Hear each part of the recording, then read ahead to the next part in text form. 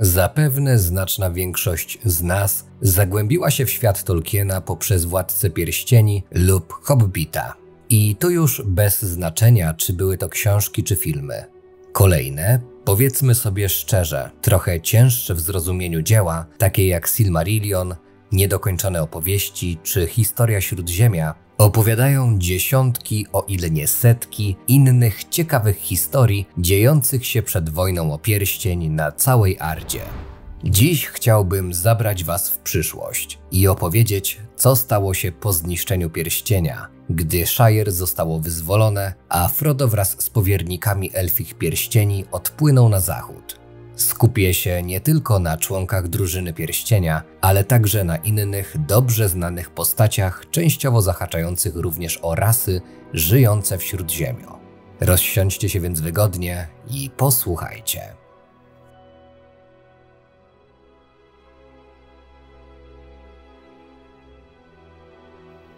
Zacznijmy dzisiejszy odcinek od Sama, który po odpłynięciu Froda odziedziczył Back End, gdzie osiadł ze swoją żoną Różyczką Koton. Można śmiało powiedzieć, że nie próżnowali, bo Sam doczekał się 13 dzieci, a te nazywały się Elanora, Frodo, Róża, Merry, Pippin, Złotogłówka, Hamfast, Stokrotka, Pierwiosnka, Bilbo, Ruby, Robin oraz Tolman. Za swe zasługi w odbudowie Shire'u rodzina Sama otrzymała tytuł ogrodników. Frodo powierzył także przyjacielowi Czerwoną Księgę Zachodniej Marchi, w której spisane były dzieje powiernika pierścienia i Bilba. Po tym jak Will Whitfoot zrezygnował z urzędu burmistrza Michel Delving, czyli nieoficjalnej stolicy Shire'u, mieszkańcy Hobbickiego Królestwa zdecydowali w głosowaniu, iż najlepszą osobą na to stanowisko będzie Sam. I musiał być dobry, bo później wybrano go jeszcze 6 razy. W 21 roku czwartej ery udał się wraz z żoną do Gondoru, zostawiając tymczasowo obowiązki burmistrza Shire'u w rękach Tolmana Kotona juniora. Zostają tam przez rok w gościnie Elessara. 9 lat później jego córka Elanora wychodzi za mąż za Fastreda z Greenholmu. Na prośbę Sama ówczesny Tan mianuje go później opiekunem Zachodniej Marchi, nowo przydzielonego terenu do granic Shire'u. Żona Sama umiera w wieku 61 czwartej ery, w połowie lata. 22 września Sam zostawia za sobą Back End i udaje się do domu córki Elanory na Wieżowych Wzgórzach. Powierza jej Czerwoną Księgę. Zgodnie ze słowami Elanory, Sam udał się później do Szarej Przystani i jako ostatni z powierników pierścienia odpłynął do nieśmiertelnych krain.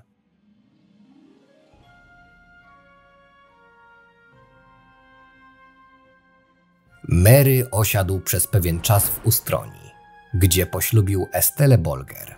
Z miłości tych dwojga narodził się później syn, jednak jego imię pozostaje nieznane. Po śmierci swego ojca Saradoka Brendybaka w 11 roku czwartej ery, Merry odziedziczył Buckland i został nazwany Meriadokiem Wspaniałym. Starzy przyjaciele, to jest obecny król Rohanu Eomer i księżniczka Ithilien Eowina, przesłali mu bardzo hojne dary. Wolny czas Merry przeznaczał na pisanie ksiąg. Zasłynął z wydania Zielnika Shire'u, to jest podręcznika, w którym opisane zostały wszystkie zioła występujące na terenie Shire i rachuby czasu, księgi analizującej różnice i podobieństwa między kalendarzami Shire'u, Bree, Gondoru, Rohanu i Rivendell. Napisał także 3. książkę zatytułowaną Stare słowa i nazwy w Shire, w której to doszukiwał się pokrewieństw między językiem hobbitów i rohirrimów. To między innymi dzięki zebranym przez niego zbiorom o historii Rohanu i Eriadoru udało się opracować kronikę lat w Wielkich Smalajach. Pippin również żył spokojnie w Shire, korzystając z uroków tej pięknej krainy. Korzystał całe 6 lat, bo w 6 roku czwartej ery ożenił się z perłą z Long Cliff, a 3 lata później narodził mu się syn Faramir. Pippin przejął rolę Tana Shire'u w 13 roku czwartej ery po śmierci swego ojca Paladina. Również przyczynił się do napisania kroniki lat w Wielkich Smalajach. Lecz w przeciwieństwie do Merego, Pippin nie przykładał takiej wagi do Eriadoru i Rohanu. Skupił się natomiast na Numenorze i potomkach Elendila. W 63 roku Merry otrzymał zaproszenie do Edoras od starego już Eomera. 102-letni hobbit bez zastanowienia zrzekł się swojego urzędu i udał się do Rohanu. Oczywiście nie był sam. Towarzyszył mu nie kto inny jak Pippin, który również przekazał rolę Tana swojemu następcy. Przebywali na dworze króla Rohanu aż do jego śmierci, a później udali się do Gondoru. Tam też, kilka lat później, hobbici dokonali swojego żywota. Pochowani zostali w Rath Dinen, pośród najznamienitszych bohaterów Śródziemia.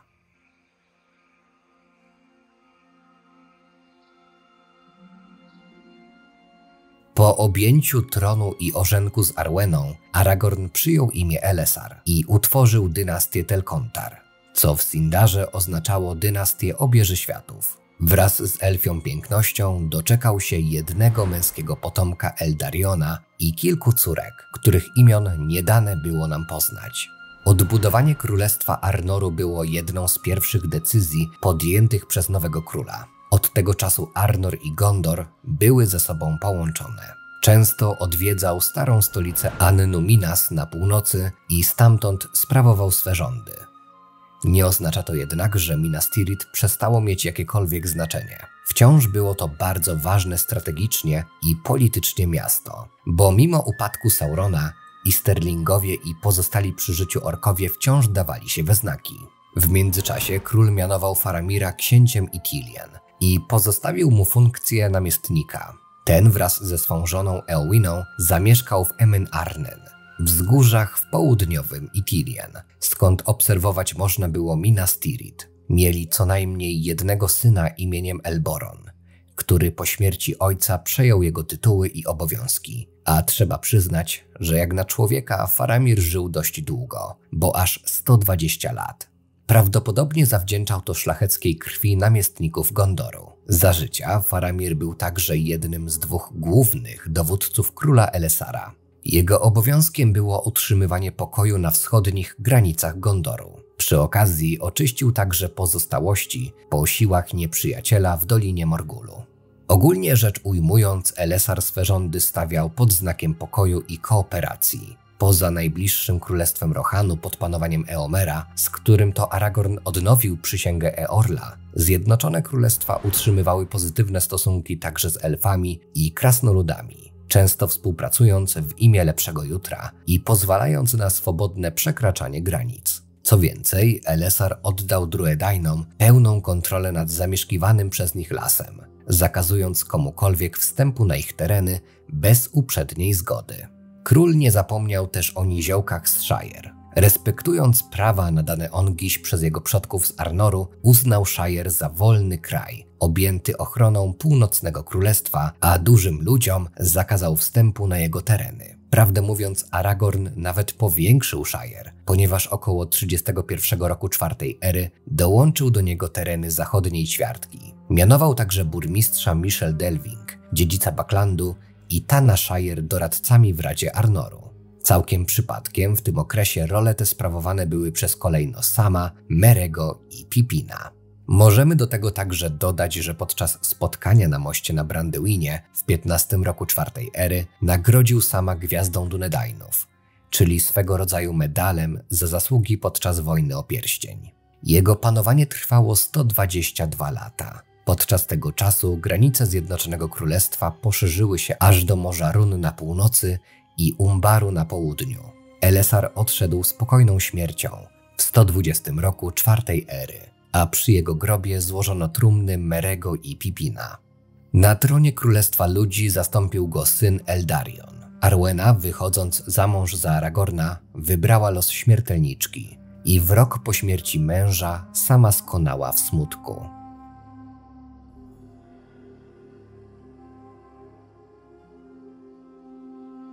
Tuż po zniszczeniu pierścienia, gdy kompania udała się w podróż powrotną do Minas Tirith, zatrzymali się na nocleg pośród lasów Ithilien.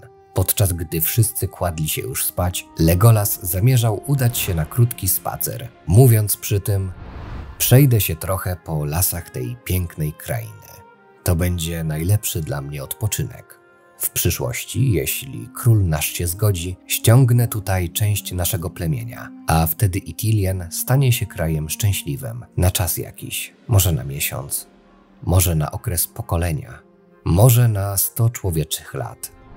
Jak powiedział, tak też zrobił. Ojciec Legolasa i zarazem pan elfów z Mrocznej Puszczy udzielił zgody i pozwolił zabrać ochotników na południe. Dzięki wiedzy i pracy elfickich rąk Ithilien rozkwitło na nowo, ponownie stając się najpiękniejszą krainą na zachodzie.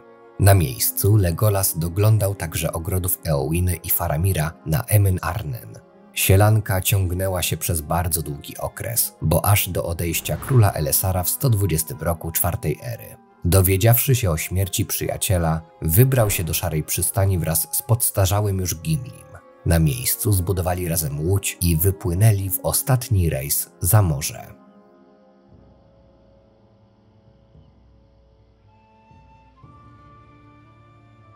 Będąc już przy Gimlim, warto także wspomnieć o jego przygodach po zniszczeniu pierścienia. Otóż powróciwszy z bardzo długiej wyprawy, Gimli zastał swój dom niemalże kompletnie zrujnowany.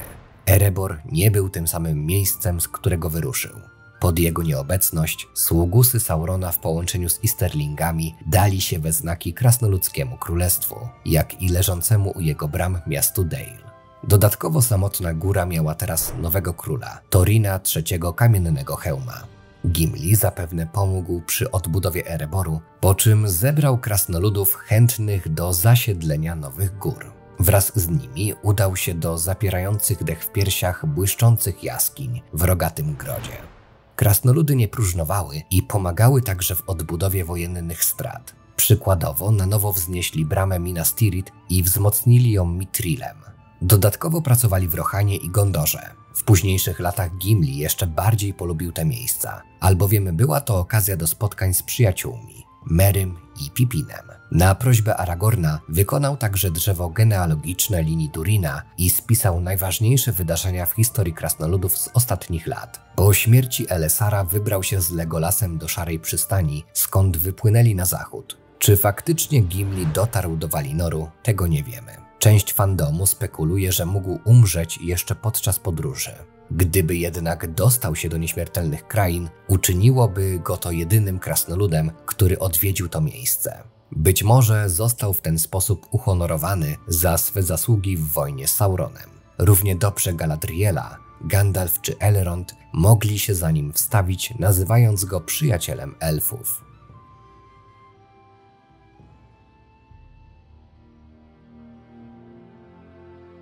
Elfy mogły dokonać wyboru, czy chcą udać się na zachód za morze, czy jednak chcą pozostać w Śródziemiu. Wiemy na pewno, że Rivendell i Lothlorien zostały kompletnie opuszczone do 120 roku czwartej ery.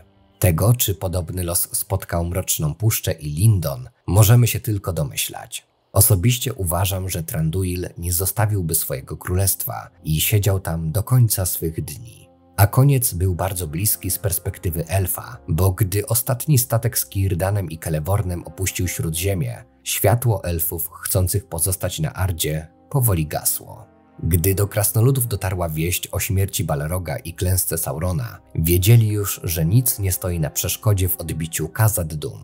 Lud Durina odzyskał swój dom pod przewodnictwem Durina VII Ostatniego. Przez niedobór informacji z tego okresu możemy jedynie szacować, że do finalnego odbicia doszło po 171 roku czwartej ery. Większość skarbów została już pewnie do tego czasu rozkradziona. Mimo to udało im się przywrócić dawną chwałę królestwa. Z czasem jednak krasnoludy coraz bardziej izolowały się od świata zewnętrznego, zamykając w swych pieczarach i kopiąc dalej. Przyszłe pokolenia miały usłyszeć o tej rasie tylko z legend. Co do pozostałych postaci, to pozostają nam tylko domysły, takie jak to, że duch Sarumana prawdopodobnie dalej błąkał się gdzieś po Ardzie. Rodzina Butterburów zapewne dalej prowadziła karczmy pod rozbrykanym kucykiem, a Fangorn dalej opiekował się terenami w okolicach Ortanku lub z czasem zesztywniał i zamienił się w zwykłe drzewo. W czasach, o których wam dziś opowiadałem, jedno tylko jest pewne.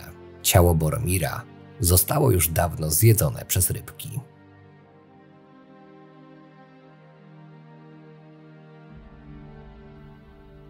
Na ten moment ode mnie to wszystko. Jeżeli spodobał Ci się ten materiał, to zasubskrybuj kanał, daj łapkę w górę i zostaw komentarz. Pomoże to w tworzeniu dalszych materiałów. Jeżeli chcesz wspomóc dodatkowo nasz kanał i naszą pracę, możesz dołączyć do grona wspierających. Zostawiając suba i dzwoneczek, nie przegapisz też kolejnego materiału. A jeśli nie dane Ci było zobaczyć jeszcze poprzedniego filmu, to serdecznie zapraszam Cię do nadrobienia zaległości i do usłyszenia w następnym odcinku.